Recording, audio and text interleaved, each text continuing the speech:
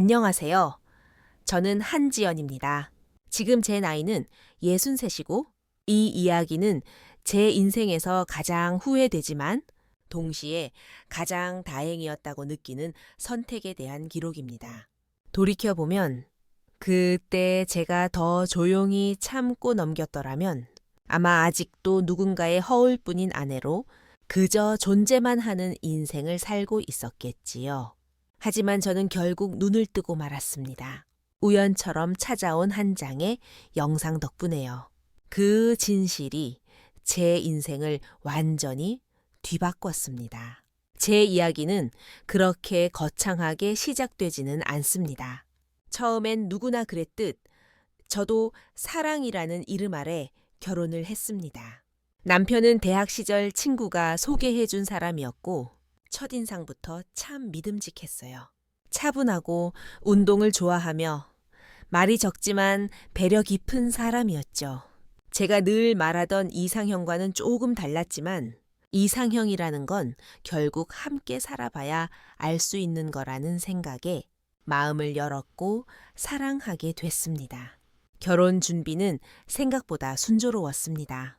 남편은 시댁의 간섭을 원천 차단했고 우리 둘만 행복하면 된다는 말로 저를 늘 안심시켜줬어요.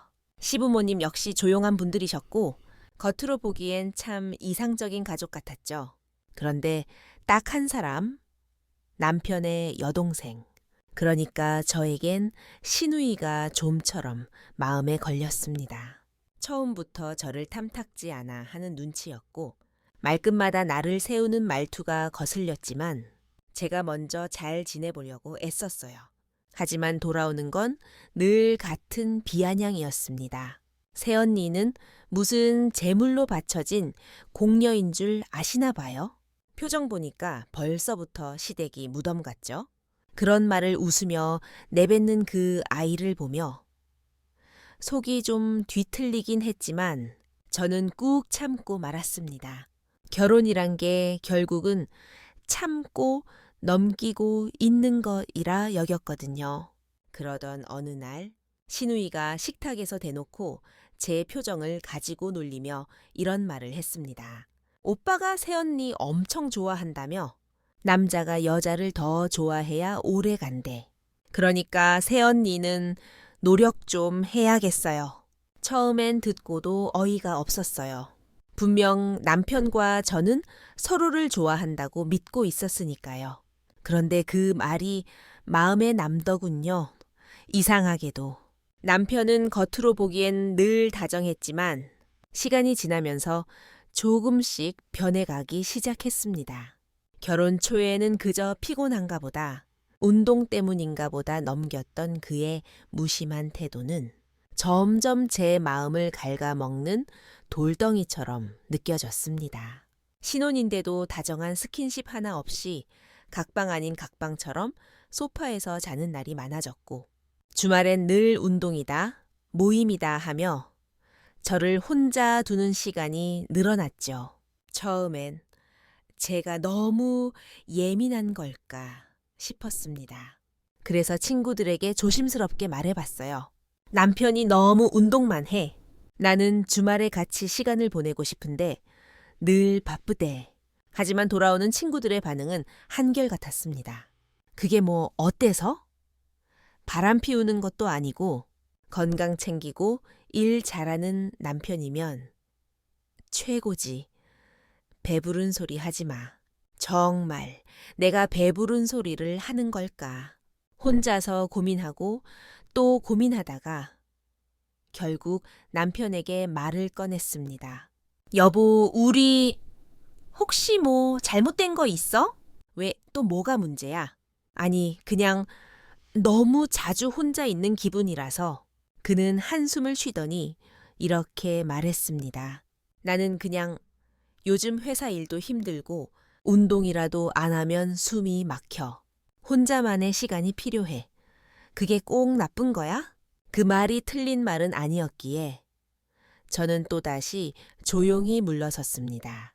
그리고 애써 제 마음을 다잡았어요. 이해해야지. 남편이니까. 하지만 그러면 그럴수록 이상하게도 점점 더 외로워졌습니다. 사랑한다고 믿었는데 무너졌습니다. 그리고 어느 날 남편은 말했습니다. 다음 주에 베트남으로 출장 가. 일주일 정도.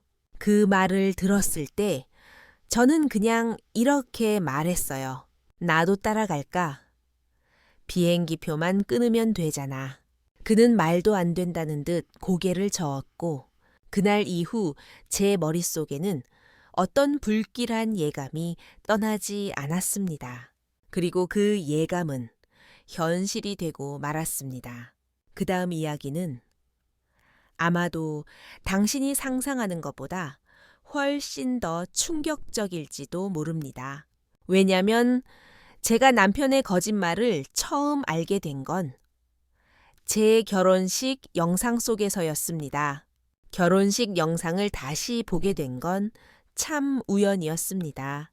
남편이 베트남 출장을 간다고 하고 저는 혼자 집에 남겨졌습니다. 불안했고 허전했고 어딘가에라도 마음을 기대고 싶었지요. 그때 언니가 USB 하나를 건네주더군요. 결혼식 영상 이제라도 한번 봐. 그날 정신없어서 제대로 못 봤잖아. 언니는 무심한 척 말했지만 속으로는 제가 외로워 보였던 모양이에요. 결혼식 영상이라니 그저 피식 웃었어요.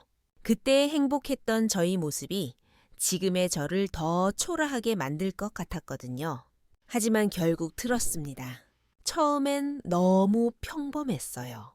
저희가 입장하고 서로의 손을 꼭 잡고 서약하고 정말 그 순간만큼은 진심이었는데 그 화면을 보며 저도 모르게 울었습니다. 믿고 사랑했던 남편의 미소가 그때는 그렇게 따뜻했는데 그리고 문제의 장면이 나왔습니다. 화면이 갑자기 흔들렸고 앵글이 바닥을 비추더니 엉뚱한 방향을 향했습니다. 처음엔 무슨 장면인가 싶었어요. 그런데 익숙한 얼굴이 보였고 익숙한 실루엣이 움직이고 있었습니다. 남편이었어요. 그리고 제 가장 오랜 친구이자 이 결혼을 이어준 장본인, 철민이. 두 사람은 혼잡한 예식장 한쪽 구석에서 조용히 대화를 나누고 있었어요. 처음엔 그냥 인사하는 줄 알았습니다. 그런데 몸을 기울여 서로를 부드럽게 안았고 손길이 어딘가 애틋했습니다. 그 장면을 보는데 가슴이 먹먹했습니다. 씨 얼마 아닐 거야? 저는 화면을 멈추고 다시 돌려봤습니다. 같은 장면, 같은 손길, 같은 눈빛. 그건 친구 사이의 스킨십이 아니었어요. 처음엔 제가 잘못 본 거라고 너무 예민하게 받아들이는 거라고 애써 부정했어요. 하지만 화면은 거짓말을 하지 않았습니다. 다시 보기 싫은데 또 돌려보게 되는 이상한 끌림처럼 저는 몇 번이고 그 장면을 재생했습니다. 숨이 막혔습니다. 그때 떠올랐습니다. 신혼여행지도 운동 모임도 철민과 함께였다는 남편의 말들. 주말마다 남편이 데리고 가던 테니스 동호회에도 늘 철민이 있었어요. 그게 일부러였을까? 내가 방심하게 하려고? 분노보다 앞선 건 슬픔이었습니다. 믿었는데 무너졌습니다. 다음 날 저는 결심했습니다. 그저 영상 하나로 이 모든 걸 확신할 수는 없었기에 흥신소를 찾았습니다. 한 달 넘게 감시를 요청했고 남편의 주말 행적을 추적해달라고 했지요. 처음엔 아무것도 나오지 않았어요. 정말 운동만 하시네요. 아주 열심히 사시는 분이세요. 그들의 말이 맞는 것처럼 보였습니다. 하지만 제 감은 틀리지 않았습니다. 결국 남편이 말하던 베트남 출장이 거짓임이 드러났고 회사에 확인해보니 그는 개인 휴가를 냈더라고요. 출장이 아니라 혼자만의 여행. 누구와 함께였을까? 문득 결혼식 영상 속 철민의 손길이 떠올랐습니다. 그리고 저는 다시 흥신소에 연락했습니다. 남편이 아닌 남편과 함께 있는 사람을 따라가 주세요. 철민이란 사람입니다. 며칠 후 제게 사진이 도착했습니다.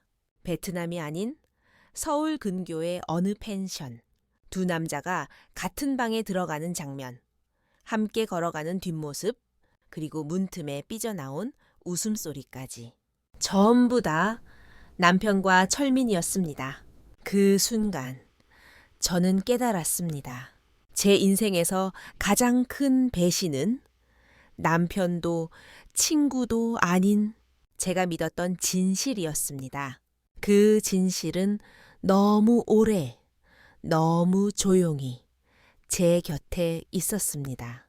그날 밤 저는 남편의 가방 위에 모든 자료를 올려놓았습니다.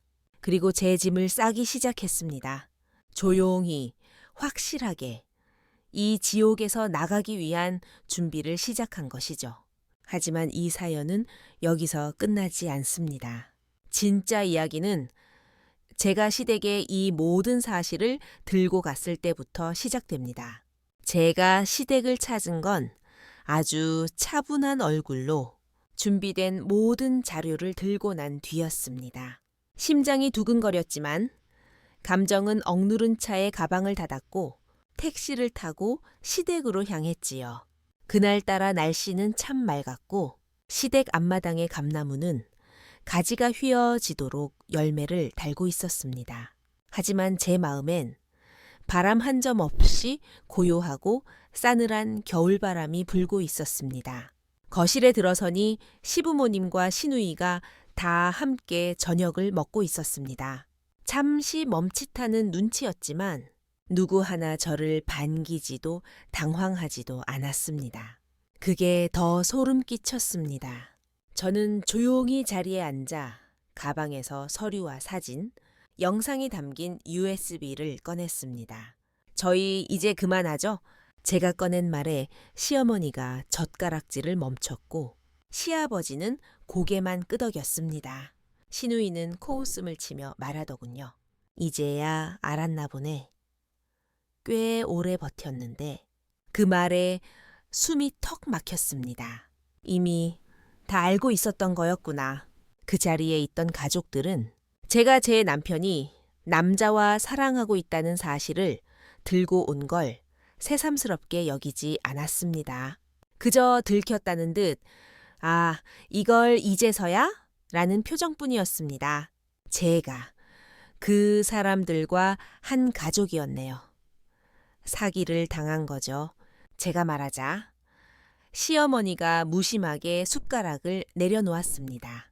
지연아, 너한테 손주 낳아 달라는 것도 아니고 집안일 맡기지도 않았고 그냥 우리 아들이랑 조용히 살아주면 된다고 했잖니. 그걸로 된 거 아니니? 순간 귀를 의심했습니다. 그러니까 그 사람들에겐 제가 위장으로 충분했다는 거였습니다. 남들 눈에 멀쩡한 가정을 꾸리고 있는 것처럼 보이면 아들의 성정체성이 무시될 수 있으니 그 역할을 저에게 맡긴 거였죠. 이게 집안이에요? 이게 가족이에요? 제 목소리가 떨렸습니다. 억울해서가 아니라 너무도 처참해서 내가 당신들 아들한테 왜 이용당해야 하죠? 평생 함께할 사람이라고 믿고 결혼했는데 그게 이 모든 게 연극이었단 거예요. 시아버지가 술잔을 비우며 한마디를 내뱉었습니다. 알고 결혼한 거면 좋았을 텐데. 근데 우리 아들도 힘들었어. 그렇게라도 버티고 싶었겠지. 시누이는 덧붙였습니다. 형수, 우리가 당신한테 거짓말한 건 맞아. 근데 당신도 눈치채고 있었잖아. 그냥 모른 척한 거잖아. 저는 그 자리에서 말없이 일어났습니다. 이미 이들과 대화를 이어가는 건 의미 없다고 느꼈습니다. 그리고 그날 밤 저는 변호사 사무실을 찾았습니다. 고소장을 준비하기 위해서였습니다. 이혼이 아니라 혼인 취소 소송으로. 그건 단순히 배우자의 배신이 아니라 결혼 자체가 기만이었기 때문입니다.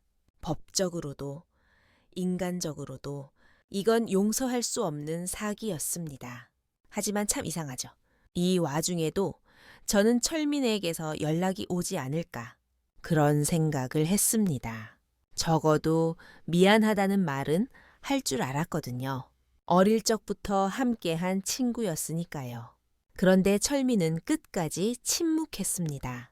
그래서 저는 단체 동기 채팅방에 이 사실을 넌지시 흘렸습니다. 철민이 내 남편이랑 같이 지내는 거 다들 알고 있었던 거니? 그러자 그제서야 철민에게서 연락이 왔습니다. 지연아, 이렇게 사람들 앞에서 얘기하는 건 옳지 않아. 그 한마디에 저는 웃음이 터졌습니다. 그래, 그럼 옳은 건 뭐였을까? 날 속인 게 옳았을까? 철민은 침묵했고 저는 마지막으로 말했습니다. 나는 너에게 사과를 요구하지 않아. 이제 법대로 할 거야. 그날 이후 저는 정말로 싸우기로 마음을 먹었습니다. 더는 억울하게 당하고만 있지 않기로요. 그동안 제가 참았던 것, 눈 감았던 것 모두를 되짚으며 하나하나 정리하기 시작했습니다. 하지만 아직 싸움은 시작되지도 않았습니다. 진짜 전장은 따로 있었으니까요. 남편의 회사, 시댁의 친척들, 운동 동호회, 그리고 그들이 가장 숨기고 싶어 했던 저 진실을 저는 천천히 꺼내기 시작했습니다. 그리고 그 진실을 마주했을 때 사람들은 어떻게 반응했을까요? 사람들이 진실을 알게 되었을 때의 반응은 생각보다 훨씬 더 조용했습니다. 분명 파장이 클 줄 알았어요. 내가 이렇게나 고통스럽게 진실을 마주했으니 누군가는 분노하고 누군가는 수군대며 뒤통수를 맞은 기분이라고 말해줄 줄 알았지요. 하지만 현실은 사람들은 그럴 줄 알았다는 눈빛으로 저를 대했습니다. 가장 먼저 연락이 온 건 남편의 직장 동료였습니다. 지연 씨, 미안합니다. 우리도 눈치만 채고 있었지 정확히 알지는 못했어요. 정말 몰랐을까요? 저는 그 말이 오히려 더 아프게 느껴졌습니다. 시댁 쪽 친척들도 마찬가지였습니다. 아이고, 그 애가 원래 조금 특이하긴 했지. 근데 뭐 이제라도 알았으니 잘 된 거지. 괜히 늦게 알아서 아이까지 생겼으면 더 큰일 날 뻔했잖아. 제가 어떤 마음으로 이 결혼을 준비했는지는 누구도 묻지 않았습니다. 저는 사람답게 살고 싶었다는 말이 목구멍까지 올라왔지만 결국 꾹 삼켰습니다. 눈물은 흘리지 않기로 했거든요. 이미 너무 많이 울었으니까요. 가장 큰 고통은 사랑한다고 믿었던 사람의 손에 의해 만들어지는 거라는 걸 그때 알았습니다. 남편은 연락을 끊었습니다. 법적으로 소송이 진행되면서도 단 한 번도 직접 마주하려 하지 않았습니다. 대신 변호사를 통해 이혼 합의하고 조용히 끝내자는 제안만 반복했죠. 그럴 때마다 제 변호사는 고개를 저었습니다. 지금 물러나면 아무것도 바뀌지 않아요. 이건 이혼이 아니라 혼인 취소로 가야 합니다.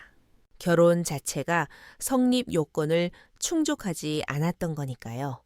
전 동의했습니다. 사랑해서 결혼했다는 말이 이제는 혐오의 단어가 되어버렸습니다. 나는 누구의 허울도 더는 쓰고 싶지 않았고 누구의 용서도 받고 싶지 않았습니다. 그저 내 삶을 되찾고 싶었습니다. 그 와중에 뜻밖의 위로가 되던 건 제 친언니였습니다. 사실 언니와 저는 성향도 살아온 방식도 너무 달라 자주 다투곤 했습니다. 감성적인 언니와 계산적이고 이성적인 저. 하지만 이번엔 달랐습니다. 언니는 시댁으로 찾아가 온 살림을 다 처부수다시피 했습니다. 시누이의 뺨을 올려붙이며 이렇게 말하더군요. 네 오빠가 성향이 어떻든 그건 너희 집 문제고 사람 하나 인생 말아먹은 거 사기인 거 몰랐니? 그걸 다들 알고도 입 닫고 있었다고? 내가 아주 세상에 다 알려줄 테니까 기대해. 그날 이후로 시댁은 급격히 조용해졌습니다. 남편은 더 이상 항소도 하지 않았고 소송도 빠르게 마무리 단계로 접어들었습니다. 그리고 저는 위자료를 받았습니다. 그건 단지 돈이 아니었습니다. 내가 더 이상 눈 감지 않겠다는 의지였고 스스로를 지키기 위한 최소한의 방어막이었습니다. 이후 저는 언니와 조카에게 디즈니랜드 여행을 선물했습니다. 그날 결혼식에서 결정적인 영상을 찍은 조카에게 고맙다는 말 대신 조용히 비즈니스석 티켓을 끊어줬죠. 언니는 그 선물에 크게 감동하진 않았지만 이 한마디는 했습니다. 너 다음번엔 혼자 소 끓이지 마. 덤비는 인간 있음 말에 내가 작살내줄게. 무심한 듯 툭 던진 말이었지만 제 마음에 가장 깊게 남은 말이기도 했습니다. 가족이란 게 결국 그렇게 옆에 있어주는 사람들이더군요. 사람들은 말합니다. 그래도 잘 빠져나왔네. 다행이다. 하지만 저는 압니다. 그 말 한마디 뒤에 숨어있는 애초에 왜 그런 결혼을 했느냐는 비난도요. 그래서 저는 지금도 누군가가 저에게 결혼을 묻는다면 그냥 이렇게 대답합니다. 나는 사람을 믿었고 사랑을 선택했고 진실을 발견했을 뿐이에요. 다만 그 진실이 너무 늦게 찾아왔을 뿐이죠. 그리고 이 이야기는 아직 끝나지 않았습니다. 다음 이야기에서는 제가 법적으로 어떻게 그들을 무너뜨렸는지 그리고 그 후 어떤 삶을 다시 시작하게 되었는지를 말씀드릴게요. 고소장은 3군데로 날아갔습니다.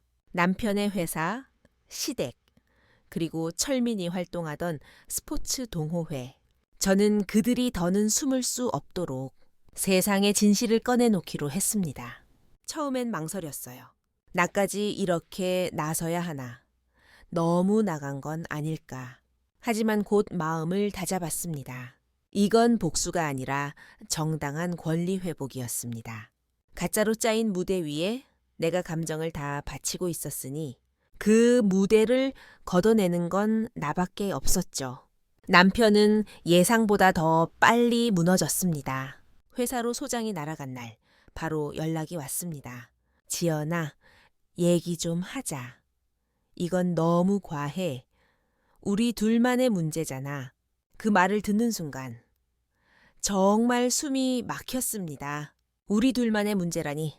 그가 말한 우리 안에 나는 단 한 번도 제대로 포함된 적이 없었는데 이제 와서 둘만의 문제로 덮자니 웃음이 나올 지경이었습니다. 이제 와서 나한테 얘기하자는 건 겁이 났다는 거지? 그런 식으로 말하지 마. 나도 인간이야. 그래? 인간이라면 적어도 사람 하나 인생에 이런 식으로 상처 주진 않아. 그는 조용히 입을 다물었습니다. 그리고 며칠 후 철민에게서도 연락이 왔습니다. 단 한마디만. 미안하다. 참 이상했습니다.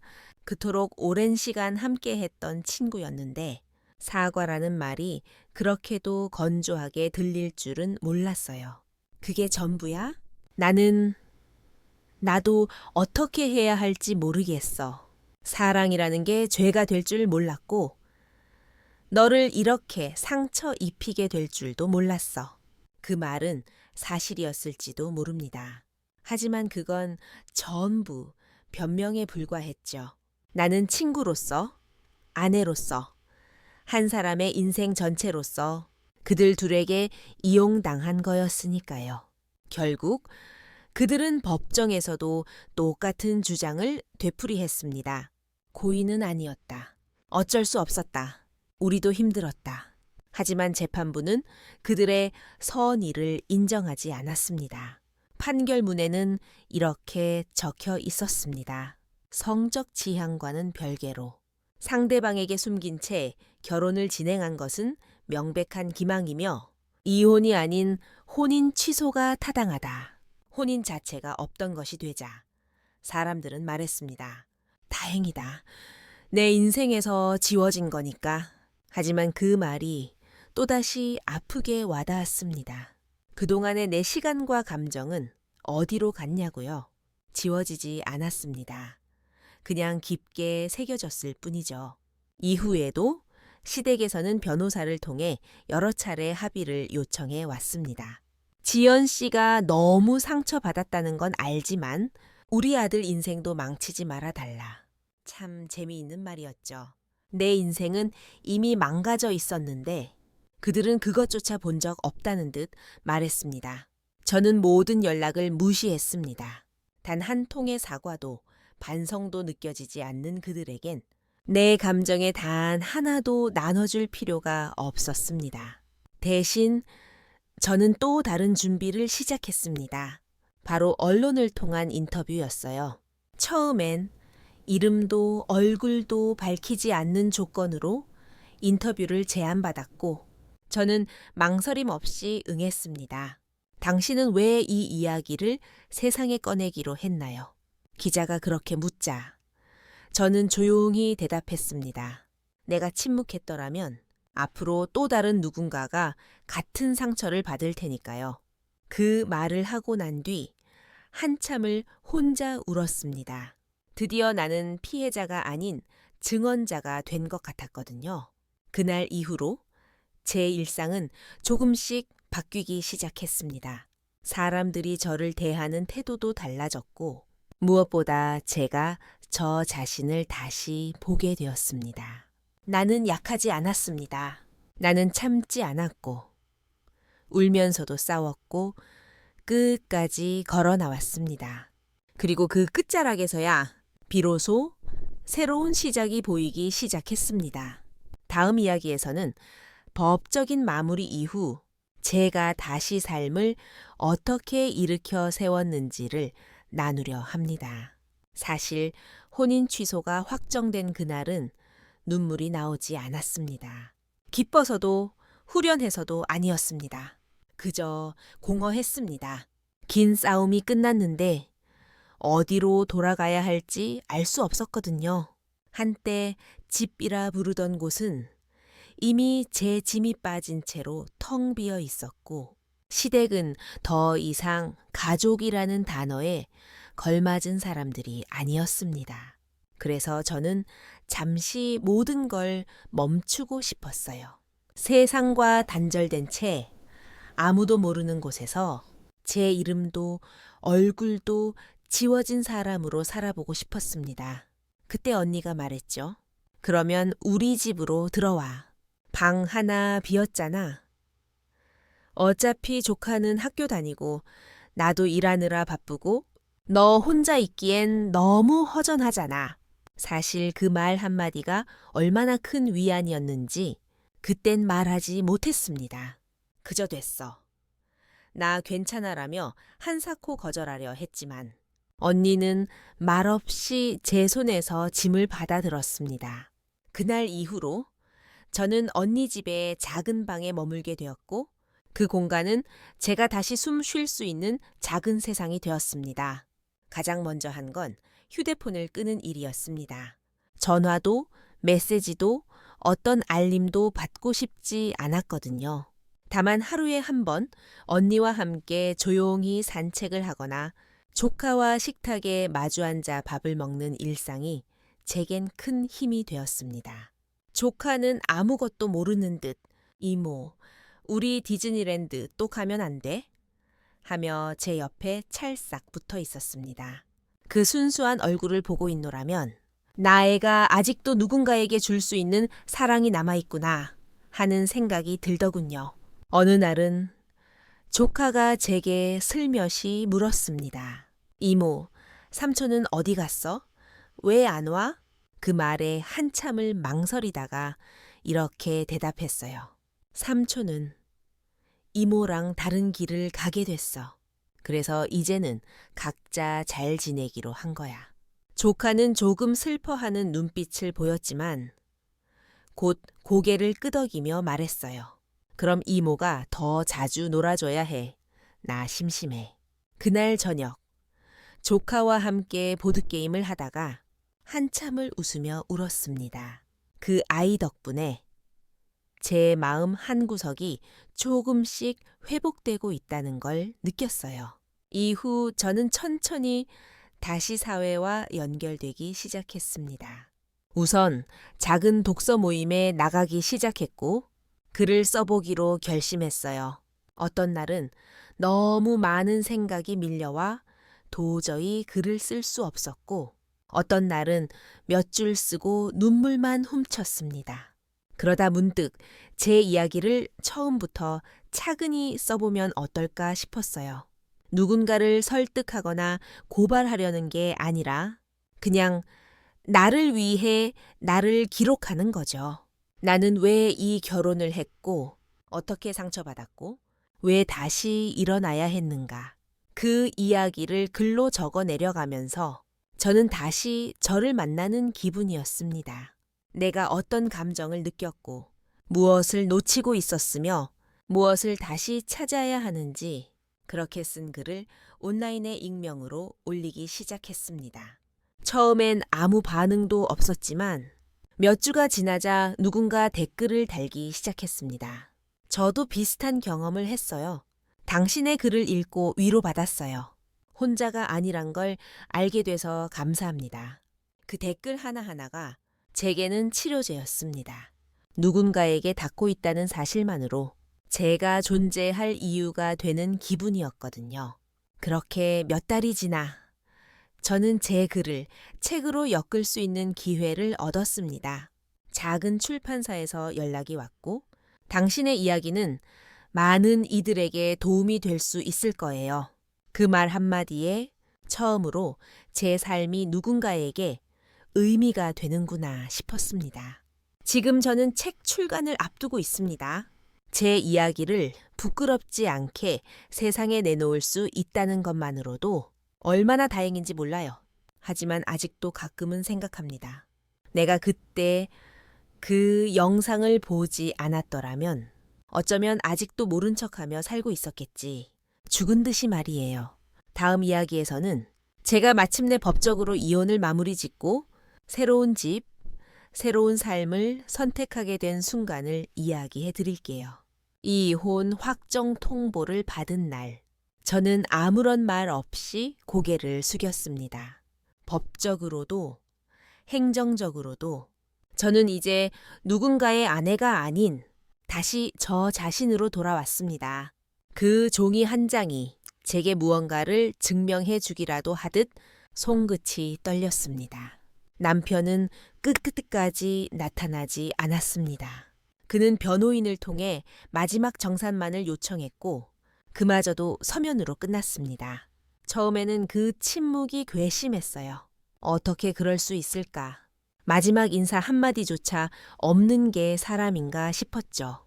하지만 며칠이 지나자 그 침묵이 오히려 평온하게 느껴졌습니다. 이제는 그 어떤 말도 듣고 싶지 않았거든요. 혼인 취소 이후 저는 혼자서 살 집을 알아보기 시작했습니다. 언니 집에 머무는 것도 고마운 일이었지만 언제까지나 의지할 수는 없었어요. 그리고 제 인생을 다시 시작하기 위해선 물리적인 공간부터 새로 정리해야 할 필요가 있었죠. 그렇게 찾은 곳은 아주 작고 오래된 빌라였습니다. 엘리베이터도 없고 주차장도 좁았지만 조용한 동네의 구석진 골목, 그곳이 이상하게 마음에 들었습니다. 계약을 마치고 새 집에 첫 발을 들였을 때 쌓여있던 먼지 냄새조차 따뜻하게 느껴졌습니다. 누군가의 흔적이 전혀 없는 오롯이 제 공간이라는 점이 그렇게 위안이 되었어요. 가구는 최소한으로 들였습니다. 책상 하나, 침대 하나, 작은 식탁 하나, 벽에는 그동안 써왔던 글을 인쇄해 붙였고 창계는 조카가 선물한 화분을 놓았습니다. 그렇게 살아가는 나날 속에서 작지만 단단한 루틴이 생겼습니다. 아침이면 마트에 들러 장을 보고 점심에는 동네 도서관에서 글을 쓰고 저녁이면 가볍게 산책을 했습니다. 이전엔 그런 일상이 무료하고 지루하게만 느껴졌는데 지금은 하나하나가 감사했습니다. 누구의 눈치도 보지 않고 내가 하고 싶은 대로 시간을 보낼 수 있다는 게 이렇게 귀한 줄 몰랐습니다. 그 즈음 출판사에서 연락이 왔습니다. 책 제목을 정해야 해요. 어떤 이름이 좋을까요? 고민 끝에 저는 이렇게 말했습니다. 나를 속인 건 당신이 아니라 내가 믿은 마음이었어요. 그렇게 해주세요. 출판사는 조금 놀랐지만 그만큼 담담하고도 강렬한 제목이라고 했습니다. 맞아요. 결국 저를 가장 아프게 한 건 그 사람이 아니라 그 사람을 믿었던 제 마음이었습니다. 책이 나오자 생각보다 많은 사람들이 관심을 가져주었습니다. 물론 시선이 불편한 이들도 있었지요. 굳이 이런 걸 왜 공개했느냐. 너무 자극적인 거 예추바 아니냐. 하지만 그런 말보다 더 많았던 건 고맙다는 말이었습니다. 당신 덕분에 용기 냈어요. 나도 침묵 속에 살았는데 이제 그만하려고요. 그런 말들을 들을 때마다 그동안의 모든 상처가 헛되지 않았음을 느꼈습니다. 책 출간 후 저는 방송 인터뷰 제안을 받았습니다.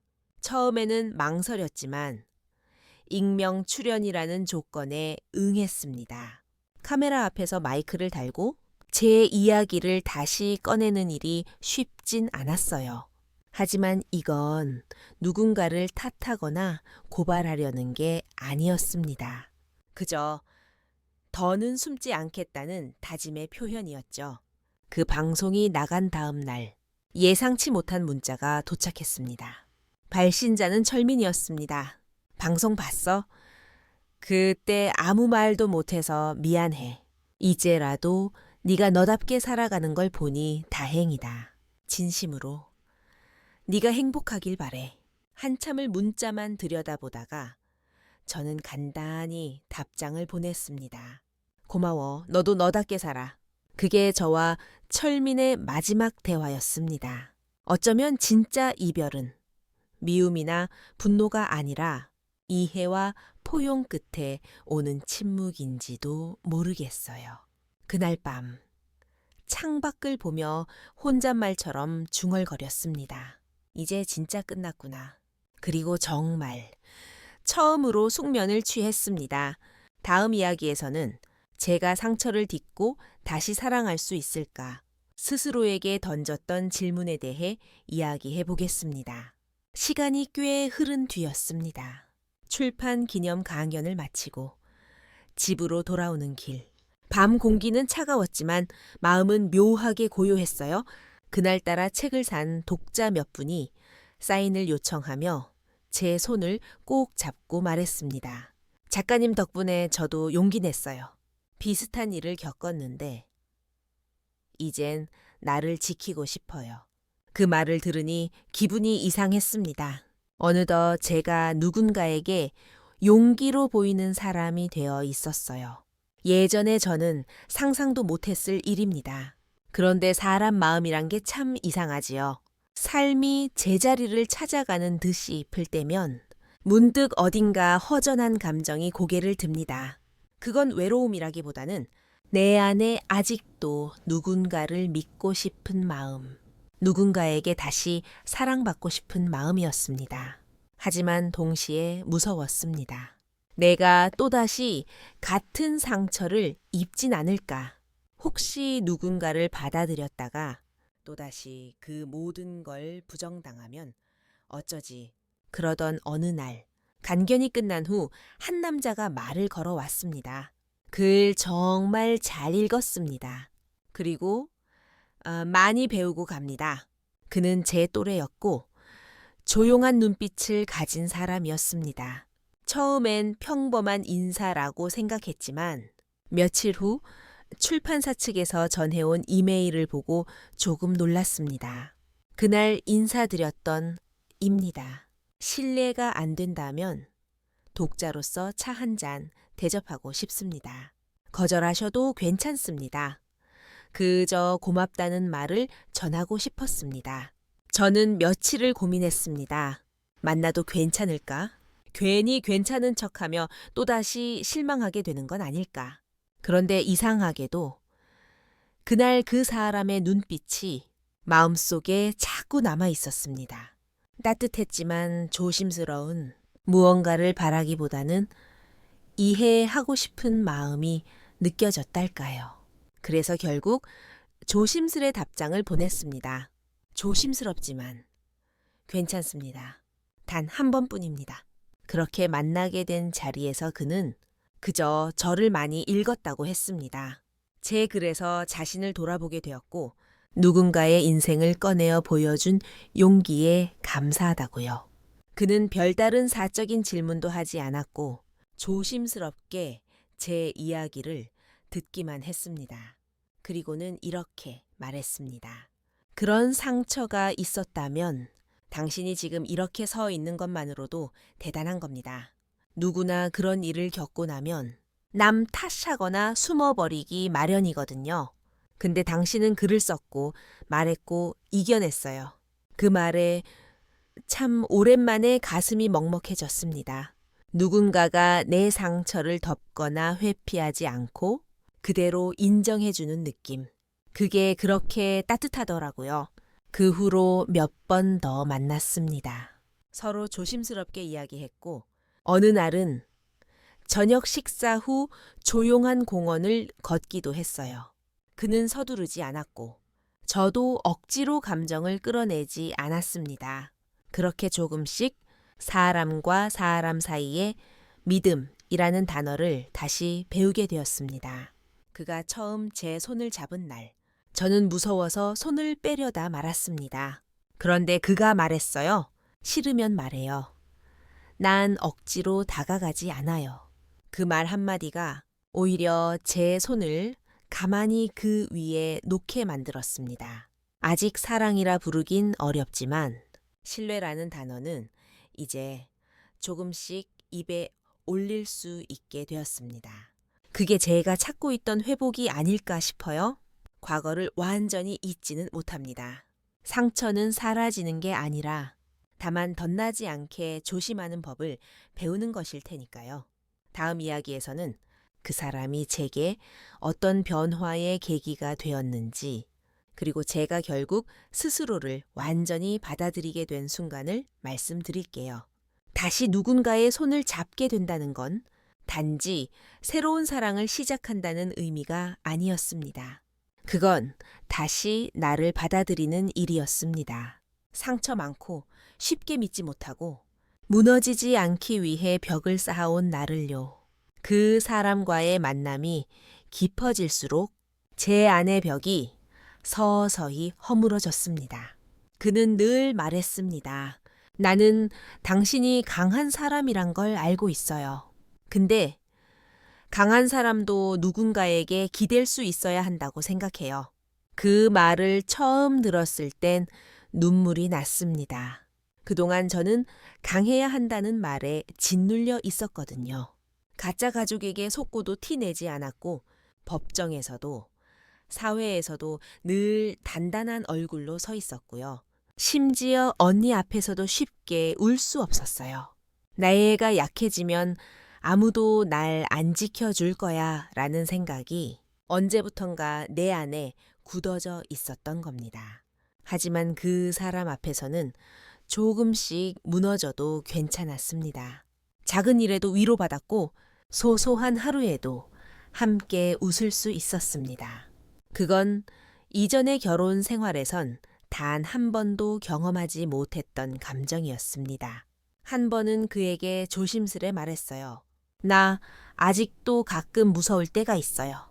언제든 또다시 배신당할까 봐. 그는 제 말을 끝까지 듣고 조용히 웃으며 이렇게 말했죠. 나는 당신이 무서워도 좋고 기대도 좋고 의심해도 좋아요. 그게 당신이니까. 그 말이 어쩌면 제 삶을 통째로 끌어안아준 첫 번째 진심이었는지도 모릅니다. 누군가가 나를 바꾸려고 들지 않고 그대로 인정해주는 기분, 그건 말로 설명할 수 없을 만큼 큰 안도감이었습니다. 그 사람과 함께 한 시간은 치유의 시간 그 자체였습니다. 우린 특별한 이벤트도 다정한 애칭도 없었지만 서로를 이해하려는 마음 하나로 충분했어요. 함께 있으면 조용하고 떨어져 있어도 불안하지 않은 그런 관계. 그게 진짜 어른의 사랑이라는 걸 저는 그제야 알게 됐습니다. 그 즈음 저는 출판사에서 두 번째 책을 준비하자는 제안을 받았습니다. 이번에는 제 이야기뿐 아니라 비슷한 경험을 한 여성들의 인터뷰를 담아보자는 기획이었어요. 처음엔 망설였지만 결국 용기를 냈습니다. 누군가의 고통을 외면하지 않겠다는 다짐이 있었기 때문이죠. 그리고 취재를 하며 알게 됐습니다. 이 세상엔 참 많은 가짜 사랑 속에서 진심을 갈기갈기 찢긴 사람들이 있다는 걸. 그들은 다 저처럼 조용히 참고 사회적 체면 때문에 아무 말 못한 채 혼자 아파하고 있더군요. 그래서 저는 그들과 함께 또 다른 방식의 복원을 시작했습니다. 함께 모여 글을 쓰고 이야기를 나누고 그리고 서로의 고통을 이해하는 시간. 그 시간들이 모여 우리 각자의 삶을 다시 세우고 있었습니다. 어느 날 모임을 마치고 돌아오는 길에 그 사람이 제게 조용히 물었습니다. 우리 같이 살아볼래요? 저는 한참을 바라보다가 고개를 천천히 저었습니다. 아직은 아니야. 그리고 덧붙였어요. 나는 지금 내 삶과 함께 걷는 걸 배우고 있는 중이거든요. 누군가의 옆자리에 서기 위해서가 아니라 내 자리를 지키기 위해. 그 사람은 웃으며 말했습니다. 기다릴게요. 언제까지든. 그 말에 위로받으며 저는 비로소 과거를 진짜로 놓을 수 있었습니다. 아무 미련도 증오도 없이 단지 그 시절의 나를 안아주고 앞으로 나아갈 수 있는 용기가 생긴 거죠. 다음 이야기에선 그 후 제가 어떻게 삶을 새로 조직했고 어떤 선택으로 지금의 평온을 이루게 되었는지 말씀드릴게요. 시간이 흐르면 모든 것이 흐려질 줄 알았습니다. 하지만 아니었습니다. 어떤 상처는 희미해지지 않고 그저 익숙해질 뿐이라는 걸 알게 됐어요. 그 후로도 저는 혼자였습니다. 사랑이라는 이름을 또 붙이지는 않았고 사람들과의 관계도 조심스러웠습니다. 하지만 혼자라는 건 더 이상 불안의 말이 아니었어요. 이제는 선택이 되었고 나를 지키기 위한 가장 단단한 방식이었습니다. 작은 집에 머물며 글을 쓰고 필요한 만큼만 사람을 만나고 조용히 도서관과 공원을 오가는 삶.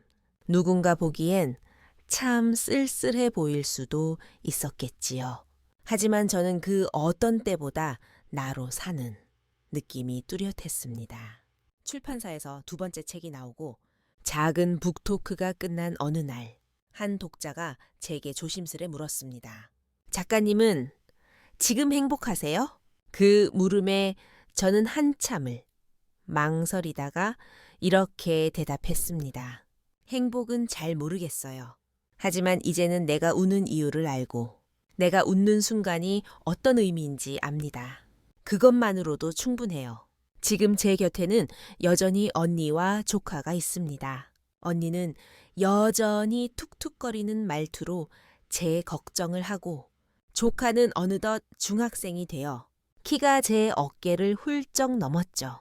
이모 또 책 낼 거야? 응. 이번엔 다른 사람들 이야기 많이 담았어. 나도 나중에 크면 이모처럼 쓸래. 그 말에 저는 처음으로 조카의 머리를 쓰다듬어 주었습니다.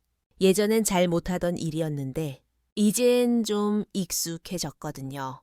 그날 밤 저는 거실에 앉아 예스 영상을 꺼내 보았습니다. 그 결혼식 영상, 그리고 그때 제가 얼마나 환하게 웃고 있었는지 눈물이 날 줄 알았는데 아니었어요. 그저 조용히 말했습니다. 그때의 나야 잘 견뎠어.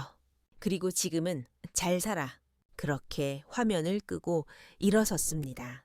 제 삶에서 가장 고통스러운 장면이 이제는 과거로 완전히 보내진 순간이었어요. 지금 저는 새 책을 준비 중이고 작은 간견을 이어가며 다른 여성들과의 연대 안에서 조용히 살아가고 있습니다. 더 바랄 게 없다면 거짓말이겠죠. 가끔은 외롭고 가끔은 마음이 헛헛합니다. 하지만 이제는 알아요. 그 모든 감정도 내 삶의 일부라는 걸. 그리고 저는 내 인생에서 더 이상 누구의 그림자도 허락하지 않기로 했습니다. 그게 제가 살아가는 방식이니까요. 이야기를 끝내며 묻고 싶습니다. 이 이야기를 듣고 여러분은 어떻게 생각하시나요? 그날의 진실을 목격했다면 당신은 어떤 선택을 하셨을까요?